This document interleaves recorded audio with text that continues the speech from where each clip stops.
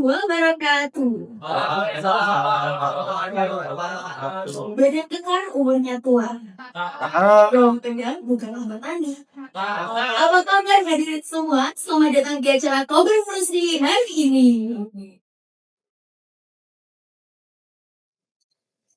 Oke hadirin semua ya, kali ini di Kober University kita kedatangan dua tamu spesial yang tentunya dari golongan pemuda Pekalongan ya teman-teman. Kita kedatangan perwakilan dari DKC Kota Pekalongan, ada Mas Hidayat di sini. Dan juga ada dari Salam Kota Taru Kota Pekalongan, ada Mbak Ria di sini. Boleh kasih bosnya untuk mereka berdua teman-teman semuanya? Oh, lupa guys, ada Mas Yon juga perwakilan dari Kobar Pekalongan. Tepuk tangan spesial buat Mas Yon. Baik, tema dari Kobar Ngurusin kali ini teman-teman, kita bakal ngomongin ya tentang lingkungan. Lagi nih teman-teman, lagi-lagi kita bakal ngomongin tentang lingkungan. Tema kita hari ini adalah lingkungan berkumpul. Kita bakal dengerin gimana sih perspektif kedua narasumber kita yang dari golongan pemuda organisasi kepramukaan ngomongin tentang lingkungan itu gimana. Mungkin kita mulai dari dikasih pengalaman terlebih dahulu ya. Kita mulai dari Mas Hidayat terlebih dahulu. Silahkan. Waktu yang utang kami silahkan. Assalamualaikum warahmatullahi wabarakatuh. Waalaikumsalam warahmatullahi wabarakatuh. Salam Pramuka. Kami dari Pramuka ya. Di Tamu Pramuka.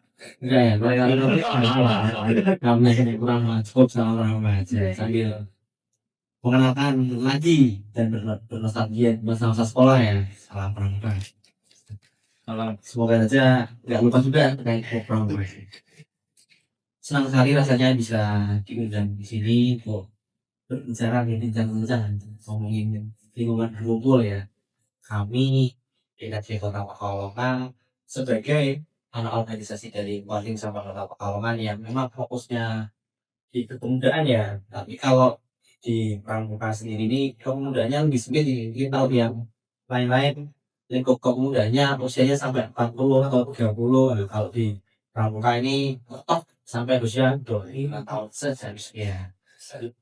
Untuk golongan kalau di Pramuka golongan Pramuka dan Pramuka ini ngomongin soal lingkungan berkumpul nih. Tiap kali kita kumpul kan masih ada dampak bikin lingkungan ya di baik kamu dulu. Ini kita ambil contoh yang dulu seperti kita kumpul-kumpul, kita rapat-rapat, kita apapun itu biasanya dan ini menjadi concern kami juga utamanya sejak apa ya sejak darurat apa ya yang Kota Pekalongan ya itu karena kami sangat sangat dekat sekali cukup dekat sekali dengan pemerintah Kota Pekalongan karena pengurus WhatsApp juga sebagian besar adalah ASN dari pemerintah Kota Pekalongan. Jadi akhirnya kami ikut pemerintah kerja seperti apa, kami ikut seperti apa. Akhirnya waktu itu dan sampai sekarang kami cukup sering sekali apabila saat kegiatan-kegiatan seperti rapat-rapat yang sifatnya internal itu kami sudah kurangi sampah-sampah. Kami beli makanan yang minim packagingnya sangat minim di sampai tempat rapat langsung dipiring seperti ini langsung itu mulai darurat sampah akhirnya besar sekali. Setelah itu kami mulai sering juga kegiatan-kegiatan terkait isu lingkungan. Sebetulnya sebelum darurat sampah kami juga sudah mulai itu ya melakukan kegiatan bakti yang bertajuk lingkungan juga. Jadi waktu itu kami melakukan kegiatan bersih-bersih pantai Selamaran. Alhamdulillah terlaksana dengan baik dan saya kira masih perlu digalakkan lagi karena memang kegiatan satu hari saja tidak cukup untuk membersihkan pantai Selamaran dan saya kira kegiatan membersihkan pantai atau membersihkan tempat-tempat yang lain perlu digalakkan hanya dari Pramuka saja. Dan kalau di Pramuka kan kita kan biasanya intinya bed ya, tapi ini tapi nah sebetulnya sangat mudah sekali teman-teman dapat bed di pramuka dan sesimpel bersih-bersih gitu, dapat bed, nah yang tinggal dihitung saja yang hari ini belum berkesempatan, saya ikut selanjutnya, yang selanjutnya berkesempatan selanjutnya nanti. Jadi saya kira masanya masih sangat banyak lah sekali untuk angka belajar sehingga mungkin kami karena dikasih kota kalau tidak hanya fokus pada lingkungan, kami agak kesulitan apabila memang harus mengagendakan ini secara rutin dengan frekuensi yang sangat padat ya. Kami yang waktu itu bisa terlaksana itu baru coba-coba, tapi saya kira animenya sudah cukup tinggi dan memang kalau itu digalakkan lebih, disosialisasikan lebih, saya kira peminatnya cukup tinggi. Kami juga sebetulnya ada lagi golongan penggalang yaitu golongan kalau di umumnya mulai dari SD sampai SMP itu SD kelas 5 6 SMP itu masih cukup jarang kegiatan pertama golongan dan itu kami coba explore di kegiatan-kegiatan lain. Animenya juga cukup tinggi dan saya kira kalau kegiatannya tidak sekedar bersih-bersih pantai, bersih tempat ini mengajak mereka apa ya sangat bagus sekali dan animenya saya kira sangat tinggi sekali ngajak SMP dan SMPS mereka saya kira sangat terus berkegiatan perang itu kami sadari di kegiatan kami yang namanya Sultan Soti sejak tahun 2023 kami mencoba mengundang mereka walaupun mungkin bukan ranahnya kami sebagai Dewan Kerjasama Kota Pekalongan tapi kami mohon izin kepada kakak-kakak yang menaungi golongan penggalang. Saat ini kami izin animenya meningkat terus dari 2023, 2024, 2025. Kami belum tahu apakah ini akan oke sudah untuk kegiatan-kegiatan yang bertajuk lingkungan. Tapi saya kira mereka pasti mau karena untuk penggalang sendiri itu mereka masih akan ikut apakah penggalangnya itu. Minimal kalau mereka tidak ada yang mau mereka akan hadirkan atau paksakan dan sebagainya. Tapi syukur-syukur kalau mereka mau sukarela mereka akan datang dengan jumlah yang jauh lebih dari permintaan. Kemarin sendiri untuk kegiatan apa ya kegiatan Jota juga sebenarnya sangat overload. Kami tidak bisa memfasilitasi mereka karena terlalu mepet populasinya. Nah, saya kira kedepannya ini perlu untuk melaksanakan kegiatan-kegiatan yang berhubungan dengan lingkungan bersih karena memang itu apa ya kampanye kita khususnya di acara ini bahas tentang lingkungan. Nah, ini sangat bagus dan Pramuka juga bisa memberikan feedback pada teman-teman anggota Pramuka dan bisa memberikan manfaat juga untuk lingkungan.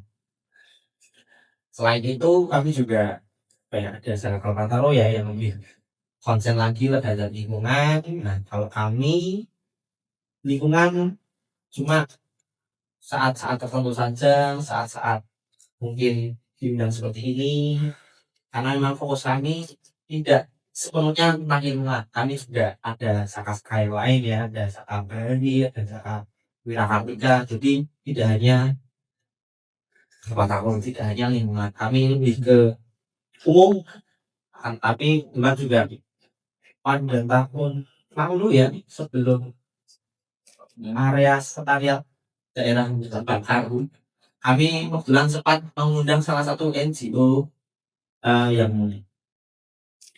berkegiatan juga di kegiatan iklim ya. Itu juga kami apa ya cukup baik hubungannya dengan mereka dan mereka menyampaikan siap kerjasama juga dengan kita. Jadi saya kira bisa lah ya kita Pramuka dan Kobar dan NGO tersebut bisa kerjasama untuk melaksanakan kegiatan-kegiatan yang saya kira cukup menarik ya dan setahu saya mereka juga untuk kegiatan-kegiatan yang cukup besar dan sekedar kalau kemarin hanya pelatihan apa ya lihat saja paham bagaimana tentang sampah dan lain sebagainya hanya sekedar itu saja jadi mereka akan mengganggu untuk kegiatan-kegiatan yang lebih besar dan mungkin terakhir ya angka Perangkat Pekalongan khususnya kami di Dikasih Kota Pekalongan dan juga WhatsApp itu sangat terbuka sekali dengan kegiatan-kegiatan apapun karena kami sifatnya umum mungkin kalau ditanya kok di Kota Pekalongan tidak ada saka ini kalau di Pekalongan tidak ada saka ini ya mungkin jalan pintasnya adalah memungkinkan kami untuk berkolaborasi untuk memotong birokrasi untuk bisa mengerahkan seluruh potensi perangkat dan perangkat di Kota Pekalongan dan tidak menjadi kemungkinan mengajak pramuka-pramuka yang lain baik itu pramuka penggalang pun anggota dewasa. Syukur-syukur kalau mau ngajak pramuka siang ya boleh, tapi nanti kita lihat kegiatannya seperti apa karena tidak semua pramuka siaga itu mengerti atau bisa kita kendalikan dengan mudah bisa kita ajak ayo adik-adik gitu lah. Jadi ngurusi siaga itu gampang susah maka dari itu kita biasanya repot-repot ngajaknya penggalang. Di itu saja mungkin yang bisa saya sampaikan dari indikasi Pekalongan. Kami kembalikan lagi ke Kang silakan. Terima kasih.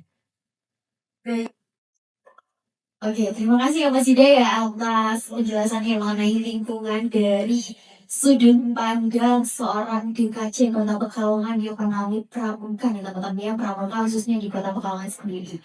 Nah tentunya seperti yang kita lihat tadi dari penjelasan Asida sendiri, itu ada beberapa hal yang dilakukan oleh pramuka Kota Pekalongan ya terkait dengan lingkungan, ada bersih-bersih dan lain sebagainya.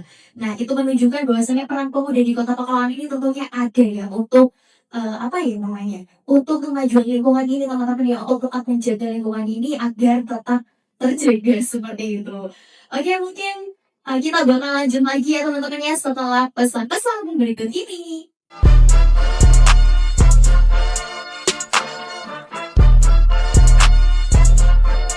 Halo semuanya, jumpa lagi di Kopi Korupsi episode 3. Oke, setelah tadi pendengarkan ya dari dengan contoh awal yang disampaikan oleh Mas Hida, setelah itu kita bakal dengerin nih bagaimana sih sudut pandang mengenai lingkungan dari salah satu sampai yang fokusnya sendiri di lingkungan. Kita bakal dengerin dari Mbak Ria selaku perwakilan dari Saka Kalpataru Kota Pekalongan. Tepuk tangan untuk Mbak Ria. Waktu kita main semangat. Assalamualaikum warahmatullahi wabarakatuh. Waalaikumsalam warahmatullahi wabarakatuh. Saya perwakilan dari Saka Kalpataru. Saka Kalpataru itu kan bekerja lebih fokus di bidang lingkungan.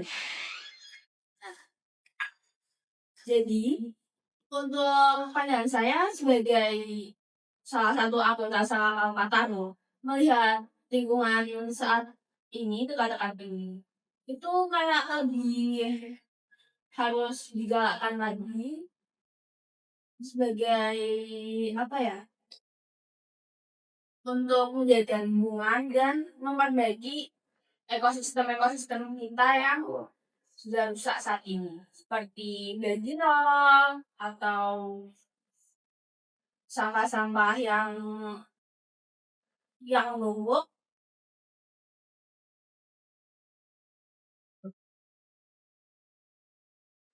Oke, Mbak Ria, kalau misalnya dari Saka Patro sendiri, itu kegiatannya biasanya apa aja sih Kak yang biasa dilakukan terkait dengan melestarian lingkungan? Pastinya kan banyak banget ya kegiatan dari Saka Patro melihat Saka Patro sendiri itu fokusnya di lingkungan gitu. Biasa dilakukannya apa aja Mbak kalau misalnya Saka itu? Kalau untuk salah satu kegiatannya itu ada GPS atau gerak sampah. Lalu tidak hanya kita untuk sampah-sampah saja, ada juga untuk menanam mangrove. Oh, menanam mangrove juga. Iya.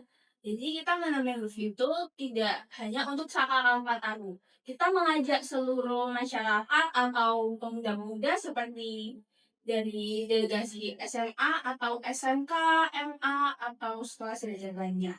Jadi kita mengajak mereka untuk menanam mangrove bersama, menjaga kelestarian bumi dan untuk memperbaiki ekosistem. Oh, seperti itu. Berarti kegiatannya terkait dengan penanaman, lalu ada bersih-bersih juga. Iya. Oh, seperti itu. Terkait dengan latihannya untuk anggota-anggotanya sendiri dari usia berapa nih kalau misalnya di sama Taruh? Kalau dari anggotanya itu dari umur 16 tahun hingga 19 tahun atau 20 tahun. Oke, terkait dengan lingkungan lagi nih Mbak ya, kalau misalnya dari sama Taruh sendiri nih. fokusnya itu biasanya di daerah mana terkait dengan lingkungannya? Atau Sangkal Patung punya goals sendiri nggak terkait dengan lingkungan ini? Oke, kita bakal capai apa nih di sini terkait dengan lingkungan atau kita ingin lingkungannya jadi seperti apa? Kalau dari Sangkal Patung seperti apa Mbak? Kalau dari Sahabat itu masih berfokus di lingkungan-lingkungan yang sedang darurat banjir, darurat sampah seperti Panjang. Kalau daerah Panjang kan masih sering terkena banjirop atau itu. Iya, ada beberapa jenis sendiri soalnya. Jadi memang berdampak ya Mbak ya. Ya keren sih. Kasih tau aja buat sama orang nontonnya.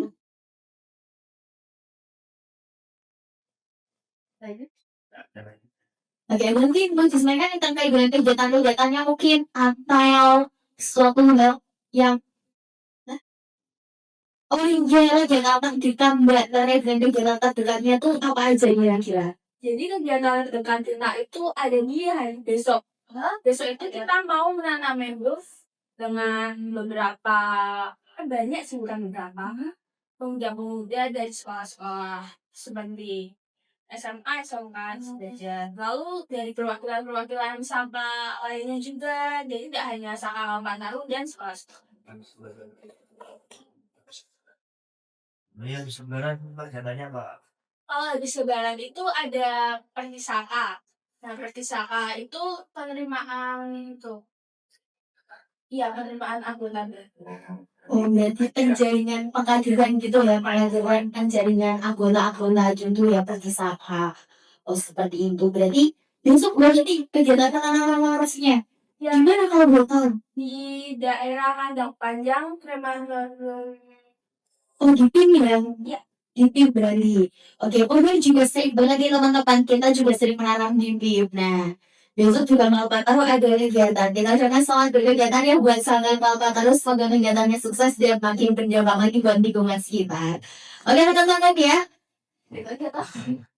Oke, teman-teman ya, mungkin itu teman-teman semuanya ya. Dari Sangkal Patung sendiri ternyata udah punya beberapa kegiatan yang tentunya sangat amat berdampak bagi lingkungan kita nih teman-teman ya.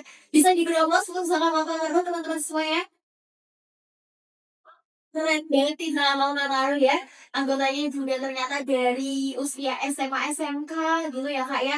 Mengajak anak-anak muda ya untuk terus tergabung dalam hal menjaga lingkungan. Sangat amat keren. Oke teman-teman, untuk melanjutkan sesi berikutnya kita simak dulu pesan-pesan berikut ini.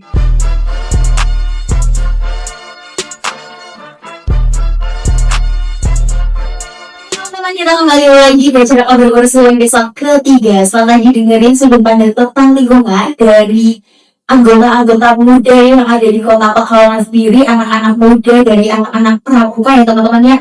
Orang-orang pramuka maksudnya ya, dari DKC Kota Pekalongan dan juga dari Sangkal Pantaru. Selanjutnya kita akan dengerin juga nih ya, perihal dengan lingkungan dari Kobar sendiri teman-teman ya. Kita akan dengerin tentang lingkungan nih, tentang lingkungan berkumpul sesuai dengan tema kita hari ini dari Mas Ion dari Kobar Pekalongan. Selamat Mas Ion. Terima kasih atas kesempatan saya untuk bicara lagi. Saya kalau betul-betul itu saya jadi kita satu lawan dong ya.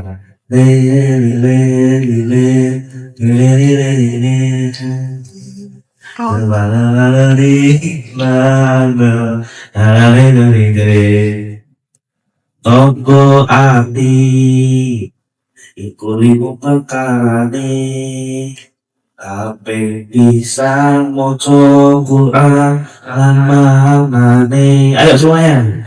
Ape itu salat wilasono ape teruna soleh kukulono kape papan wonten ira ikan luwe kaping 5 dikirungi ingkang suwe salah sawijine Sopo bisa nglakoni Insya Allah Gusti Allah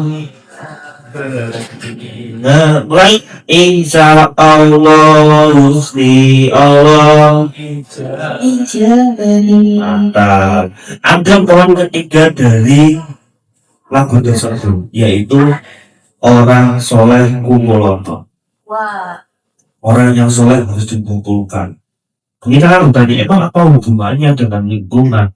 Loh, sekarang gini, kalau kita bersihkan pantai sendirian, itu maksudnya bukan capek aslinya mas. capek, bukan capek, kotor lagi, rugi, rugi. Tapi kalau kita dalam lingkungan tersebut,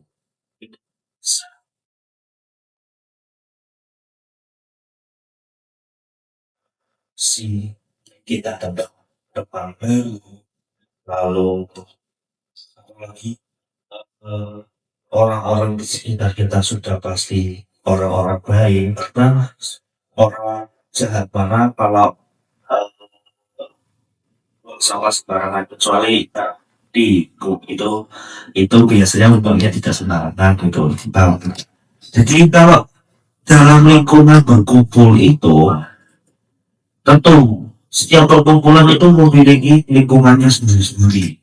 Mas Yuda dengan lingkungan DKC-nya, Mbak Lia dengan lingkungan lalu Saka Kalpata lalu saya dulu juga pernah jadi Saka Bakti Wisata itu ada lingkungannya sendiri-sendiri. Kalau Kalpata lingkungannya berarti lingkungan tentang apa? Ya lingkungan tentang lingkungan itu sendiri ya. Kalau Bakti Wisata itu lingkungan tentang kesehatan, FBI, Mbak Apel juga dulu Saka Oh iya, saya juga di sama Wira Kartika Pak. Saka Wira Kartika sekali Kartika itu lingkungan itu apa Mbak? Kalau sekolah kandang itu fokusnya di mata darat ya. Oke. Jadi kita ilmunya survival, terus ada penanggulangan bencana, lalu ada ya seperti itulah Berarti kira-kira. kayak Minecraft gitu ya kayak Iya, betul survival. banget. Tapi kita juga cinta lingkungan kok, kita sangat amat mencintai lingkungan. Oh iya. Mungkin itu aja teman-teman sekalian episode 3 dari Kobar Bersih pada sore hari ini. Kemungkinan kami sampaikan mohon maaf apabila dalam acara hari ini ada kekurangan atau ada seorang yang kurang berkenan di hati teman-teman semuanya. Siap-siap makan kuaci, makan bareng sama Bu Asi. Cukup sekian acara hari ini, saya ucapkan banyak terima kasih. Wassalamualaikum warahmatullahi wabarakatuh. Waalaikumsalam warahmatullahi wabarakatuh. Kenapa Anda begitu peduli untuk mengembalikan ekosistem awam? Karena kita butuh, Gus.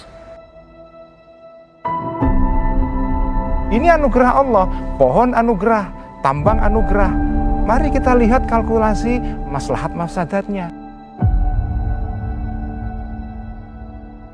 Tidak semua hal harus kita ekstraksi. Tidak semua hal atau anugerah ini menjadi nikmat kita. Ada juga anugerah di muka bumi ini yang menjadi nikmat dan harus kita wariskan kepada anak cucu kita. Bukan begitu. Saya waktu kecil di kampung saya menikmati ekosistem yang baik. Pohon banyak, sawah banyak. Sekarang karena pertambahan penduduk, ekosistem itu hilang. Anak saya tidak lagi bisa menikmati itu. Gus, tidak head to head dibandingkan dengan pertumbuhan penduduk.